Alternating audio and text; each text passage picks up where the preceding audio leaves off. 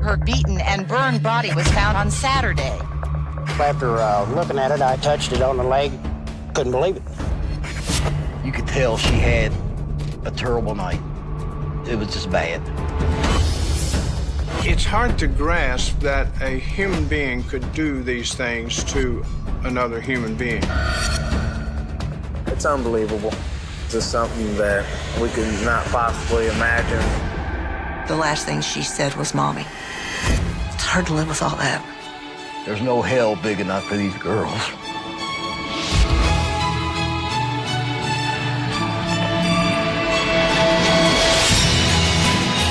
I did not have sexual relations with that woman.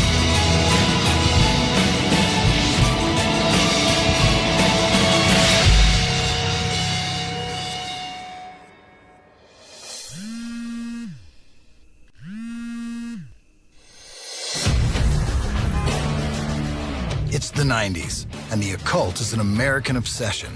You ever heard of invoking the spirit? Black magic. Movies like The Craft are box office gold. People were intensely interested in the occult at the time, especially because of pop culture. And TV cult hit Buffy the Vampire Slayer makes slaying vamps cool.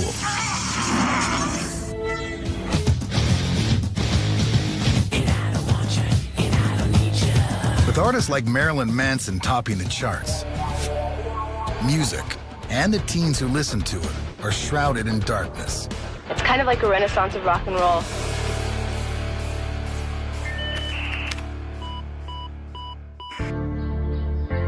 While many kids are embracing alternative music and the fashions that go along with it, 12-year-old Shanda Scher of New Albany, Indiana, prefers pop ballads, girly threads, and lots of hairspray. Shanda had this massive head of beautiful, wavy, curly hair. So when she did her hair, there was probably a whole can of hairspray in there. Shanda and her mom, Jackie, are very close. We just hung out. She was just my little buddy. Previously, Shanda attended a small Catholic school in Kentucky. At that school, Shanda made great grades, and she was in gymnastics, basketball, baseball. She was a cheerleader. She just was a real social butterfly. But to be closer to Shanda's father, Steve, and stepmother, Sharon, who live in Clark County, Indiana, Jackie chooses to relocate to nearby New Albany. I don't think there's an area that more typified middle-class America. It's like going back a century. I was actually the first black officer in southern Indiana. It was a pretty close-knit community. And Shanda couldn't be happier to be living near family. Shanda was just a sweet girl, and you could tell she really adored her father. In late August 1991, Shanda starts 7th grade at a new school, Hazelwood Middle School. The night before the first day, we probably spent 3 hours her trying on outfits.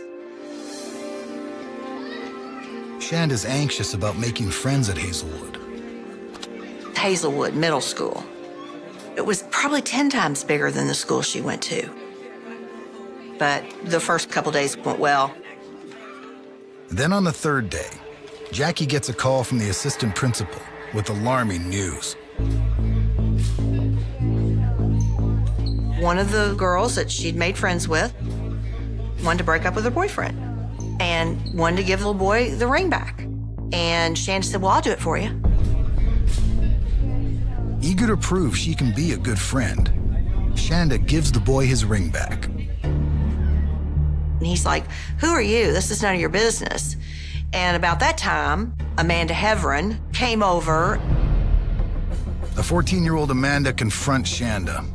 Turns out the boy is the cousin of Amanda Heverin. Amanda said she shouldn't be butting in where she didn't belong. And she threw Shanda to the ground.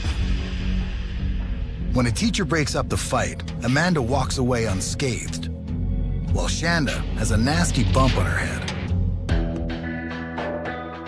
After she got in that fight, she was put in detention for a week. Shanda, and Amanda wind up in detention together. And rather than fighting in detention, they become friends. A few days after detention, Jackie comes home from work and finds Shanda with a new friend. And I was in total shock when I was introduced to her as her being Amanda. I said, Shanda, this little girl hit you. That is not the kind of person you need to be a friend with. And she said, you know, Mom, she's really not bad. She's nice. Jackie realized her daughter really wanted to be friends with this person, and she accepted Amanda. But Shanda doesn't share details she's learned about Amanda's personal life with her mother. Amanda and this girl, Melinda Lovelace, had an on-again, off-again relationship. Melinda is a glamorous Julia Roberts lookalike and 16, a year older than her classmates. Melinda had to repeat a year in school, which was why she was not with her peers. Melinda and Amanda were open about their relationship, which was very unusual for that time period, especially in a small town in Indiana. While New Albany, Indiana may be small town USA, homosexuality is not a strange concept to 90s teens. This year I'm going to take my boyfriend to prom. Gay people are here. We're not leaving. Gay youth across the nation are taking a stand. We're lesbian Avengers and we don't give a damn. We're loud, we're raucous, and we're fighting for our rights and our sex and our sex and our sex. Melinda and Amanda are also accustomed to holding their ground. Sometimes people would harass them for being gay, but they couldn't care less. This was a serious relationship for both girls. But lately, things have soured. Linda was very controlling. I think Amanda was tired of that, and things started to break down. This is why when Shanda Scherer transferred into the school, Amanda sees somebody who's young enough that she can shape, that she can control in some way. And I think that was a big part of the attraction to Shanda. And Amanda broke away from Melinda.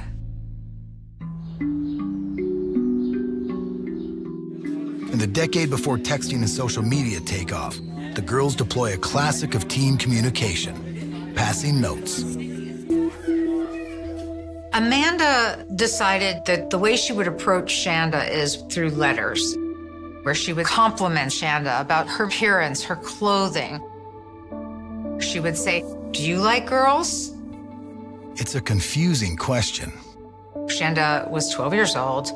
She didn't have any decided sexuality at that point in her life.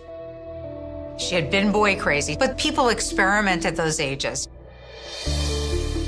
Amanda lays it on thick, and the two start spending more and more time together.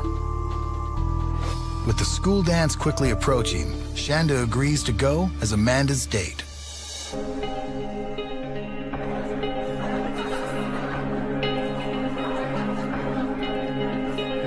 Shanda went with Amanda to the school dance and had a ball. But then Melinda Lovelace shows up. When Melinda spots the couple, she is not pleased. Melinda became jealous. She saw Shanda as a competitor for Amanda's affections. Melinda confronts them. And she gives Shanda a warning. Stay away from Amanda. Undeterred by Melinda's wishes, Shanda continues to see Amanda. And soon, Shanda's mother begins to see worrying changes in her daughter. She was failing a lot of her classes. And I found out Amanda had been showing her how to sign my signature. And she'd been signing my name to the progress reports.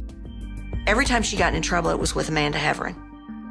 Amanda was like a little thug, and she was in trouble a lot. I immediately said, no more Amanda, that's it. But Shanda continues hanging out with Amanda behind her mother's back. Shanda wasn't the kind of kid that would be in your face, but She wasn't going to back down. Her secret doesn't stay under wraps for long. Shanda had written Amanda a letter, and she put it in the mail, but she didn't put a stamp on it. It, of course, came back. The things that were in the letter, I was just devastated. I miss the touch of your soft body. It was obvious from that letter that Shanda and Amanda had had physical contact. If she was lesbian, so what? I don't care. The issue for me was she had this older person pressuring her into doing things. Shanda was 12. She's a baby. Jackie called us and said, we need to talk. Jackie believes Shanda is not ready for such a mature relationship, and with Steve's help, transfers Shanda to a private Catholic school. Right after we found that letter, I went to Our Lady and they let her start the following week.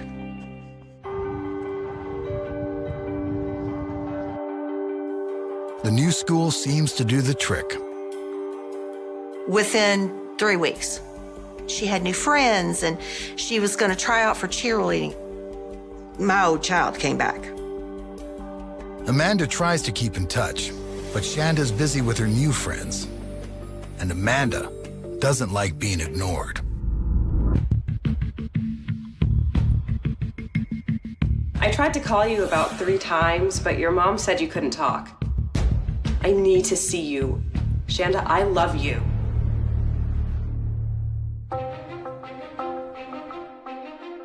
On January 2nd, 1992, Shanda writes a letter to her friend complaining. Lisa, I wish Amanda would stop calling me and following me. It seems Shanda is ready to move on from her tumultuous life at Hazelwood Middle School. And Amanda.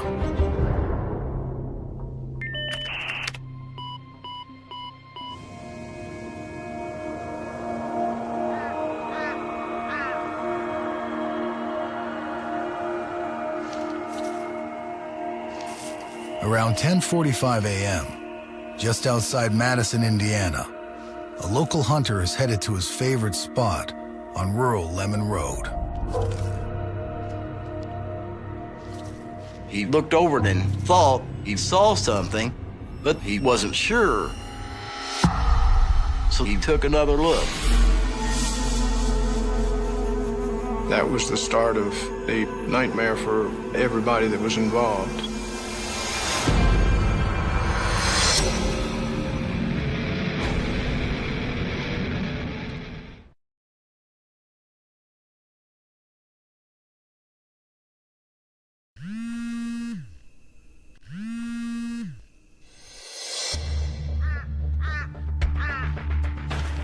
Just outside Madison, Indiana, a local hunter makes a grim discovery.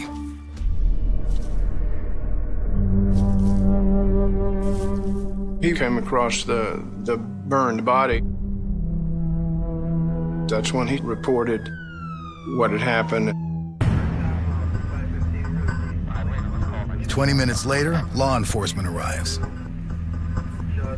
Homicide detectives with Indiana State Police, along with CSI officer Curtis Wells, report to process the scene. It's been 3 years since there had been a homicide in Jefferson County, Indiana. It appears to be the body of a young woman. I'd been on the job about 18 years. Not every day that you even see any woman with her body badly burned like that. We went up to the body. At first sight, it really appeared to be a mannequin. But you could smell the horrible smell of burning flesh. She was wrapped in a blanket. The victim was lying on her back. The upper part of the body was severely burned. It was really horrible.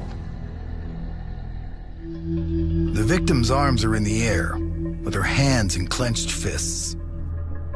We found this soft drink bottle that has an accelerant in it. You could smell it. At that point, we did have video cameras with the VHS tape. I took a lot of video around that scene.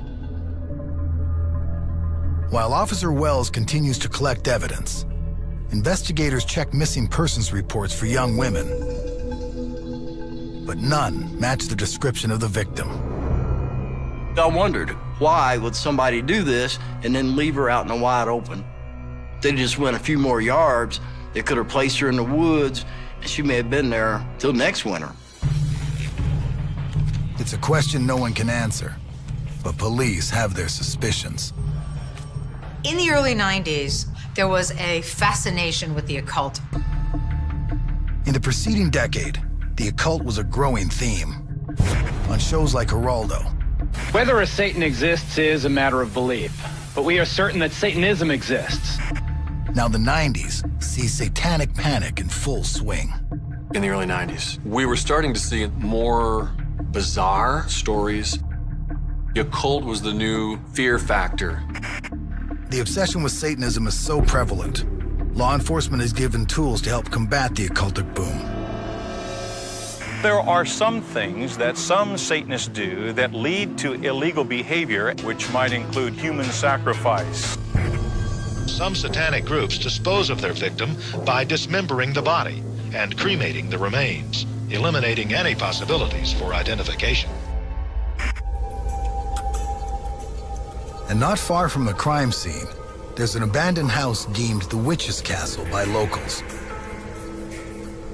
The Witch's Castle, it's a creepy place where kids go and drink, party, do demonic things. On Halloween, we have hundreds of people that come up there. Could this body be the victim of a horrific ritual? She didn't spontaneously combust. Wouldn't be surprising to think that it would be satanic.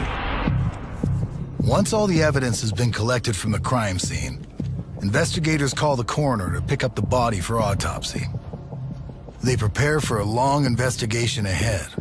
But first, they need to find the most crucial piece of the puzzle, the identity of the victim. Around 9:30 that night, a distraught 15-year-old walks into the Indiana State Police Department with her parents. Her name was Toni Lawrence, and she says that she knows something about a murder.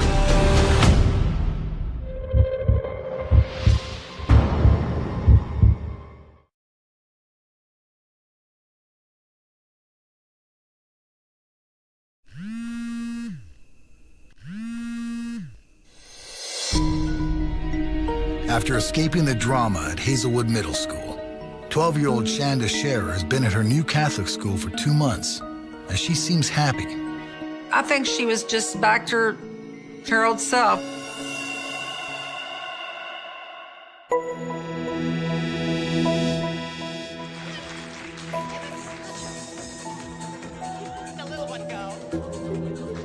At 11:30 p.m., Shanda is watching TV at her father Steve's house. She was safe. She was at home. He told her to turn the TV off in a half hour and go to bed.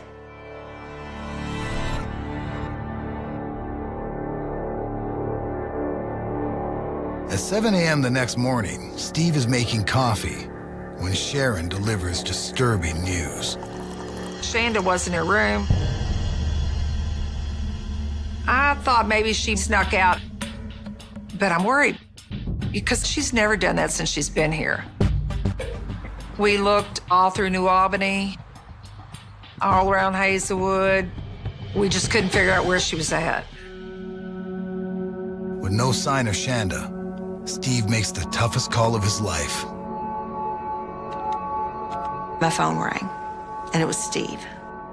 He said, "We cannot find Shanda."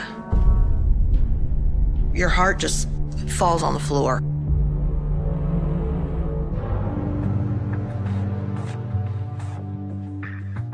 "15 minutes later, when Jackie arrives at Steve's house, she realizes Shanda's purse is on the table. If there's one thing I know about my child, she didn't go to the bathroom without that purse. It's everything a little girl holds dear. And I said, call the police. Shanda's parents file a missing persons report with a local officer from the Clark County Sheriff's Department. When the police arrived to Steve Scherer's home, they're trying to understand who is Shanda Scherer, who could she have possibly gone missing with. Shanda's parents provide all the information they can think of. Her parents are doing their best to figure out where Shanda could have gone, but they truly are stumped. At a loss for what else to do, they keep busy working the phones. And all day long, we're calling everybody we can think of. We did call Amanda Heverin, and we asked her. And she said, no, I haven't seen her. Amanda said, maybe you want to call this person, maybe they've heard from her. And I thought, Amanda knew exactly what happened. Even if Shanda's family has suspicions about Amanda's involvement, there's nothing they can do but wait.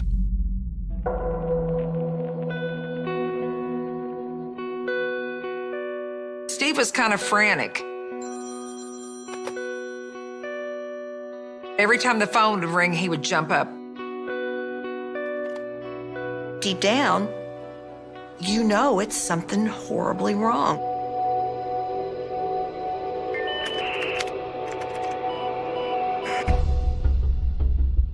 As Shanda's parents agonize in Clark County, a 15-year-old named Tony Lawrence arrives at the Indiana State Police Department, 45 miles away in Madison, to tell them about a horrible crime.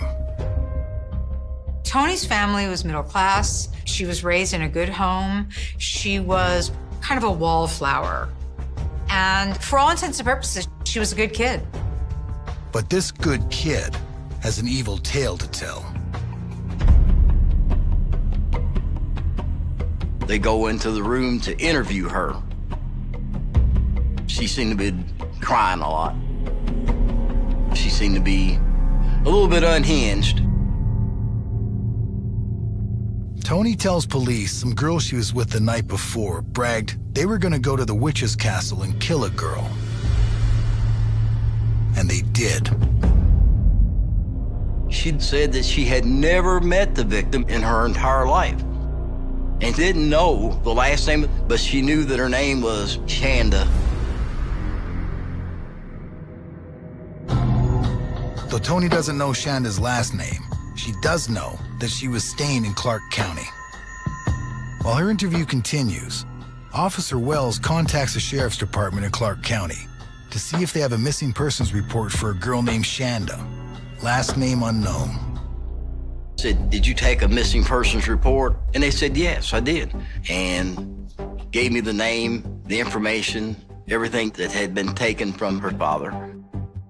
Officer Wells compares the murder victim in the field with the missing persons report for Shanda Scherer. The descriptions are a match. The body was burned so badly, they couldn't tell her age.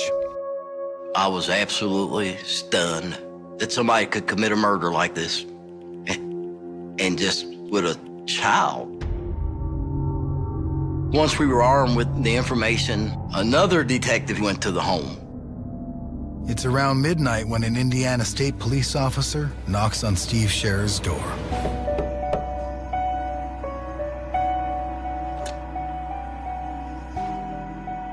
We sat down and he looked at us, he said, Shanda's gone. What do you mean she's gone? And he said, your child has been murdered. And I just started screaming. It just took her breath away. And then Steve laid down and he just kept saying, my baby. And that was horrible.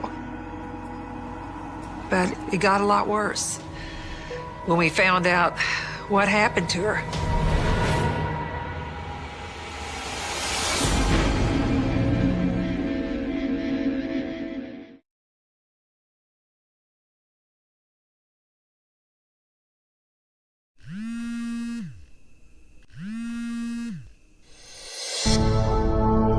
Before Mass yesterday, the students at Our Lady of Perpetual Help found out a classmate was killed.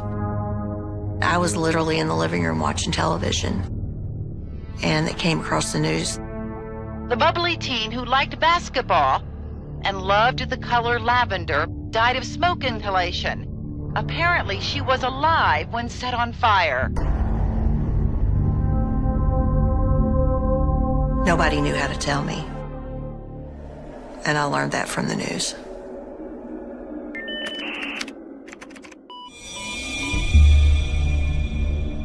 During her interview with the police, Toni Lawrence tells the sadistic story. Toni tells police that she and her friend Hope went along with their friend Lori Tackett to a punk rock concert. All three teens attend Madison Consolidated High School.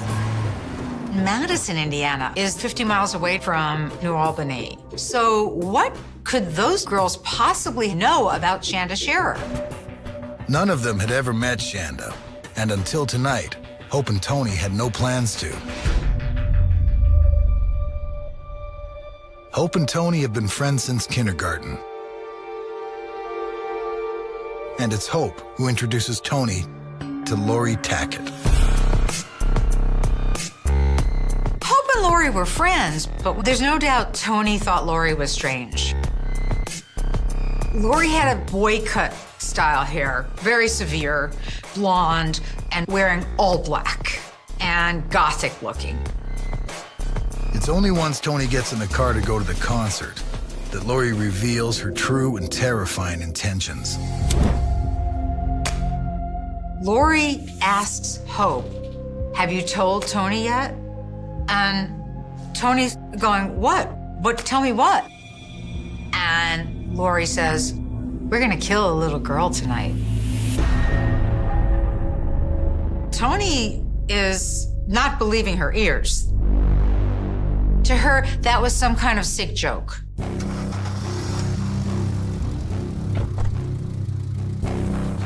As Lori drives, she tells them they are picking up another friend of hers, who they don't know. And it's this friend who wants to kill the little girl. Look at the little one go. We'll let the little one go. A few hours later, around midnight, the girls arrive at Shanda's house with a plan to lure her out. The plan was that Hope and Toni, they would tell Shanda that Amanda was waiting for her and they were all going to go out together. Toni still doesn't believe that they're going to hurt this child. What she thinks is that they're just going to scare her. When Shanda first opened the door, she doesn't know who these girls are. And she's obviously leery of, who are you people? What are you asking me to go out for? But the minute it's explained, no, we're friends of Amanda, that changes the whole picture for Shanda. It's been 2 months since Shanda left her old school and life behind. But young love can be a fickle flame. She sneaks out. She wants to see Amanda. Shanda gets in the car, and where's Amanda? There's no Amanda, and she starts asking about her. They told her that Amanda was waiting for her at the witch's castle. And Shanda, intrigued that Amanda still wants to see her, agrees to the spur-of-the-moment trip. Suddenly, Lori's friend, who is hiding and lying in wait on the floorboard, springs up. The mysterious fourth passenger is not Amanda. It's her ex-girlfriend, Melinda Lovelace. And she grabs Shanda by the hair and puts the knife to her throat and says, "Shut up, bitch." I'm absolutely sure that this poor little girl was terrified. I mean, just absolutely terrified.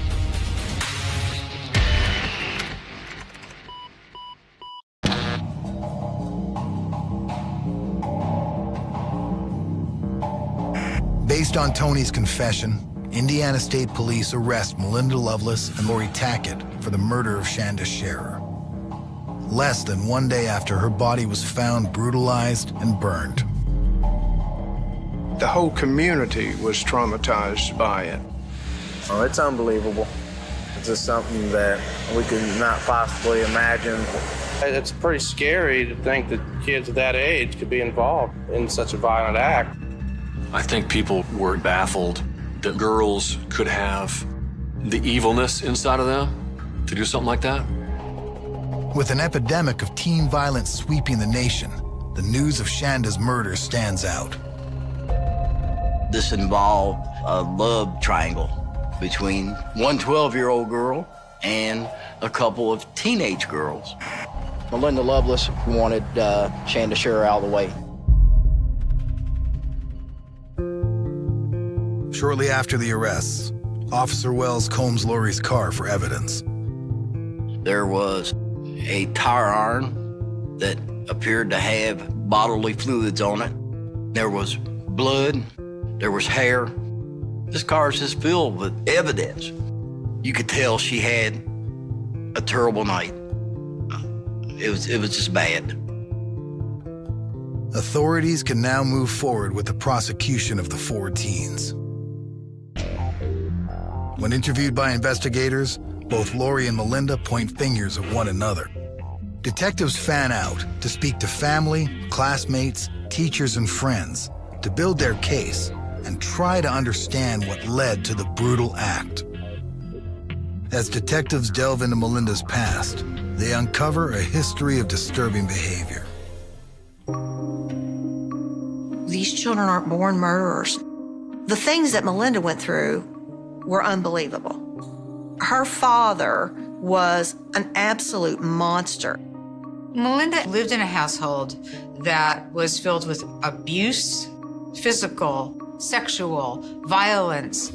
Her father was later convicted of that. Melinda developed into a violent teen with an intense jealous streak. She actually sprayed mace in someone's face when this boy was bothering Amanda. Melinda had to have it all, and it had to be her way.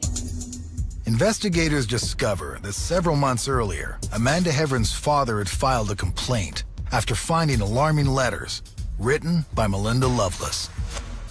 One of them makes Melinda's motive and intention clear.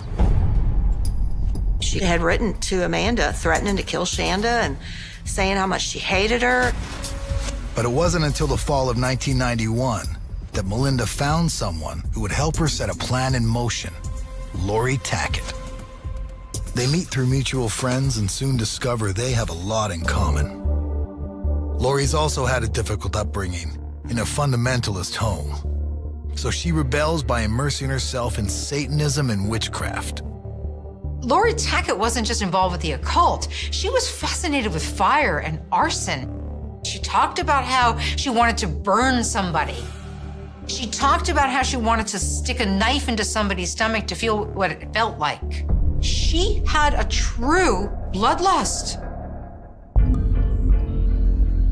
The 2 girls realize they each have a need the other can fulfill.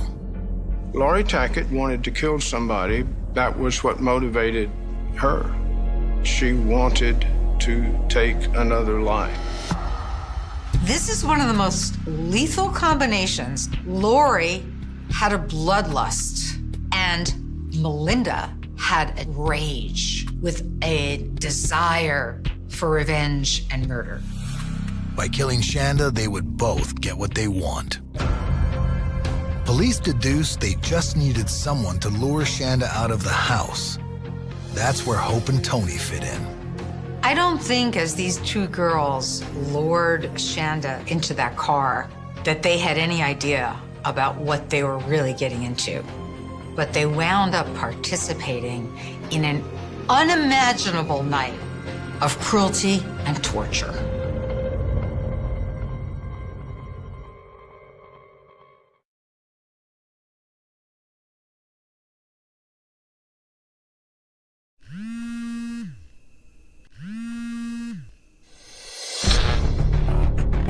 Two Indiana teenagers are charged with killing Shanda Scherer. Shanda was burned beyond recognition. Lori Tackett and Melinda Loveless have been arrested for the murder of Shanda Scherer.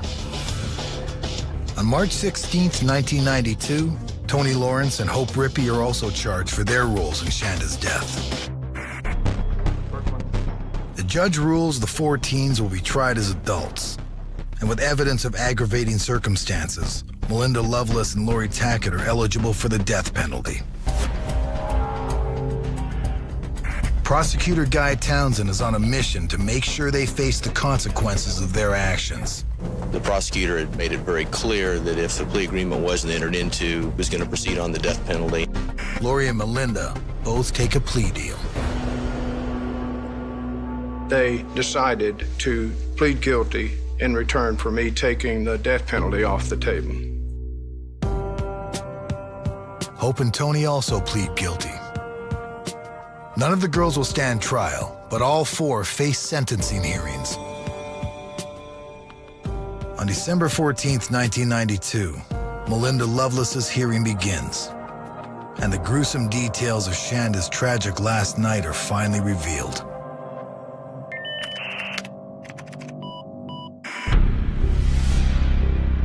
After Shanda Scherer is lured into Lori's car, Melinda threatens to slit her throat. The girls drive off with a terrified Shanda in their grasp. Amanda Heveron's nowhere to be seen. She doesn't know this is even going on. This whole thing was Melinda Loveless's plan to get revenge because of her jealousy. After she got into the car, first stop was what they call the Witch's Castle. Lori was fascinated by this place. She believed that 9 witches were burned at that castle. She talked about knowing the spirits who were there.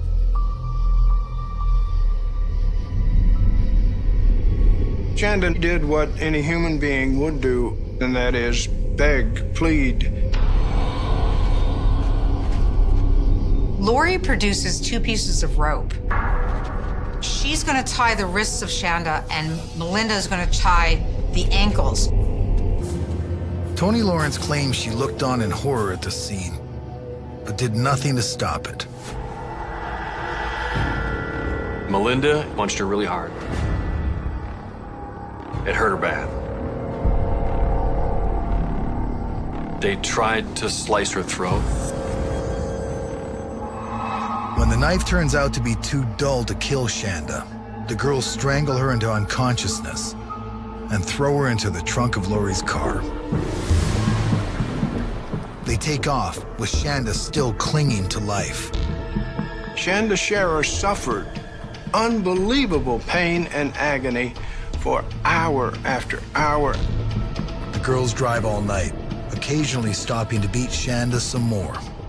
As the sun rises on a new day, Shanda is still trapped inside Lori's trunk. Shanda was making so much noise in the trunk, they pulled over.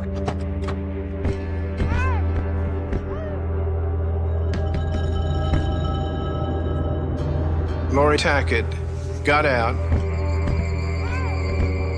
and went to the trunk and hit Shanda in the head with the tire iron.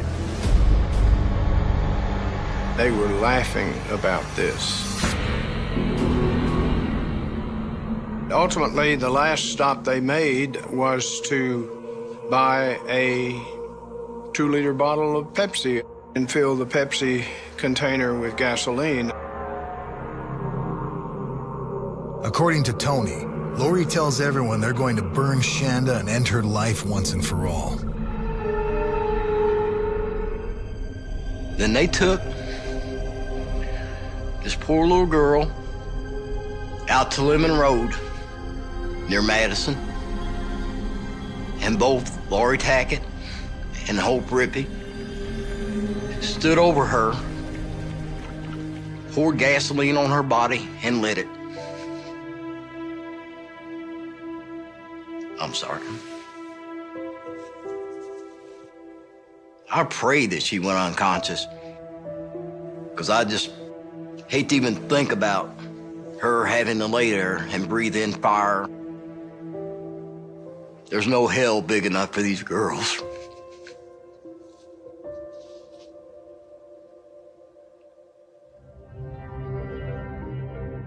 They testified that the last thing she said was mommy. It's hard to live with all that.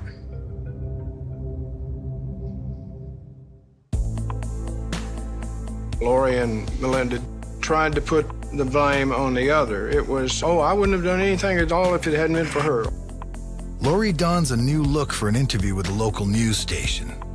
It wasn't really a fact that I can't believe I'm doing this.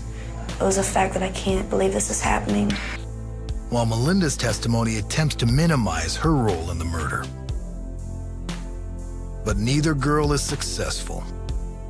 On January 4th, 1993, Melinda and Lori are both sentenced to 60 years in prison. Not long after, Hope is also sentenced to 60 years. Tony was the least culpable of the group. One of the most played pieces of video we had was Tony Lawrence running from the cameras and her screaming, this blood-curdling scream in anguish at what her life had become. But Shanda's mother has no sympathy for Tony. There was just opportunity after opportunity after opportunity for somebody to say no. Tony is sentenced to 20 years. Shanda's father never recovered from losing his baby girl. He literally drank himself to death. And he's buried right next to her. The ripple effect from this is never stops. It just never stops. Tony Lawrence, Hope Rippey, and Lori Tackett have all been released on parole. Melinda Loveless is due for release in 2019. Melinda's evil. And when she gets out of prison, will I be afraid? Yes. I will. Because we all know what she's capable of. After Steve passed away, I dreamt that I could see him sitting in a chair and she was sitting on his lap. And he was saying to me, "Isn't she beautiful?" And I said, "Yes, she is." Every day, I consciously wake up and try and find my glass half full. And I'll be with Shanda again. That's what keeps me going every day. She's my little angel.